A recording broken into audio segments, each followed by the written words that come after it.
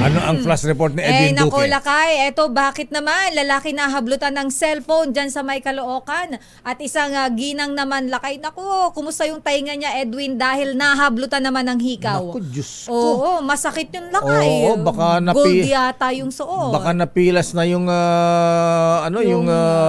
tenga ni ate. Oo, ha? ilamin natin, Lakay. Grabe. May mga pulis ba dyan sa area, Edwin? Baka tumatakbo to, Lakay. Meron bang effective ba ang 5-minute response ng PNP natin dyan? Alamin natin, Lakay. Mula kay RH23, Edwin Duque. Edwin. Mayor Deo, Miss Elaine, ang problema, kalating oras na. Wala pang pulis dito sa monumento. May masisibak na May pulis. masisibak na May pulis. masisibak na pulis dito. Pagkakalahating oras na, wala pang response ang mga pulis. May tumawag ba sa 911? Sabi ng enforcer kanina, tinawagan na nila yung pulis. Oh. Pero kanina, may nakita ko rito sakay ng mobile. Pero, ayun, yung dalawang biktima, dinala ng DPSD traffic enforcer sa police station para doon na formal complaint. Dahil itong si Aling Severina Angeles ng Barangay Potrero, habang naglalakad ito patawid dito sa may dulo ng MacArthur Highway, napakalapit na sa monumento, doon sa papuntang palengke. Itong si ate itong si ate itong nakamaroon. Inabangan doon sa pagbaba ng hagdan. Sinundan, inakbayan ng dalawa yung nakita niya, pero isa yung bakbay sa kanya. Sabay hablot nung kanyang souvenir sa kanya pang anak. Nako. Na binili yung kanyang arites. Ayun, at Aritos.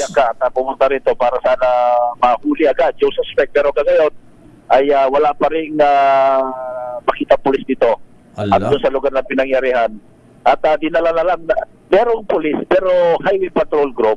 Na sila naman yung nagmamando ng traffic. At abalang-abala sila rito. Pero yung mismo sanang re-responde ay wala pa hanggang ngayon. No? Edwin, hindi naman napunit yung tenga ni ate. Ayan, pinatanggal ba? Sila ang nagtanggal? Paano na yung kanyang aritos, yung kanyang hikaw? Inablot, Mayor. Inablot. Kaya medyo pula-pula yung tenga ni ate kanina at nilalagyan niya ng hawak-hawak sa isang parang punas na pinagtatapos. Napilas ba yung tenga ni ate? Hindi ko kasi habang nagkikwento kasi may iyak kanina.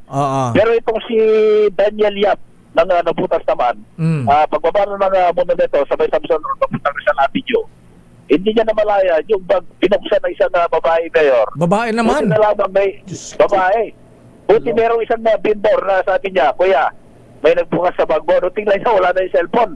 Itinuro niya lang yung babae papuntang LRT. Inahabol niya. Nung nahawakan yung kamay, nagbububiglas, nakawala. Nabitawan niya yung cellphone na kinuha sa bag niya. Nahagaw ng lalaki, yung dalang sulter bag na itim at isang sweater, nagamit ito at nagpumiglas. Tumakbo, tumawid sa may Rizal Avenue. Papunta doon sa may Grand Central. Ang problema, walang humabol. Ay, wala rin yung pulis doon, sabi niya. Kaya, pumunta sila rito sa may Monumento Circle. Meron kasi dito nakay na outpost. Ang problema, wala silang naabutan. Pero meron naman pulis dito. Nagkataon lang siguro, no, na walang naabutan ng tayo. Wala pa rin. So, dinala ng traffic enforcer doon sa quarters para paimbestiga dahil yung bag na nasamsam ng lalaki baka may mga pagkakilanlan para mahuli kung sino man yung mga nag-aabag dito sa Pinasang Avenue. Ganon din doon sa may palengke ng Bonifacio. Dahil dyan sa loob ng Bonifacio, Mayor, maraming kabataan dyan, minsan may inuman dyan, minsan na tumpul-tumpul yung mga kabataan dyan. Dati ni-read na yan at pinag-uhuli ng DSW. Okay.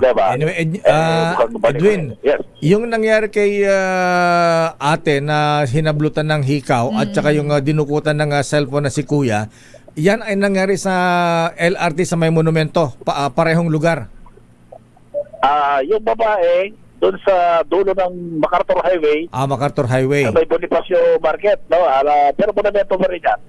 Itong lalaki, Dito naman sa may Rizal Avenue, malapit din sa monumento. So, area ng monumento, circle. Monumento area. Monumento area. Monumento. Okay. Aha. At pinatulungan natin doon sa mga traffic enforcer at umiiling na sila rin. Kanina naghahanap. Ayan, okay. Edwin. Ayun na sa police station para magsumbong. Sige. Reklamo yung nangyari dito sa dalawang biktima. Tama-tama, magre-report si Edniel Parosa. Ipatanong natin kay PNP Chief General Torre. Ha? Ayan. Siguro itong mga ganitong matataong lugar. Ayan.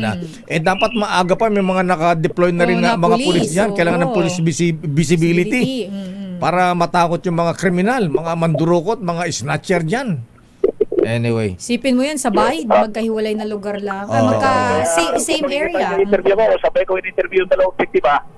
At yung reaction nila talaga medyo maawa ka dahil pupunta sa trabaho ngayon, hindi na makapagtrabaho dahil nga pangyayari. Ayan, oo. Ayan na. Pero, okay nga Rod, Edwin, sige. Ito sa Monumento Circle, RS 23, at itong kinakulat sa Disa Rates, una sa Pilipinas, una sa Pilipino. Daming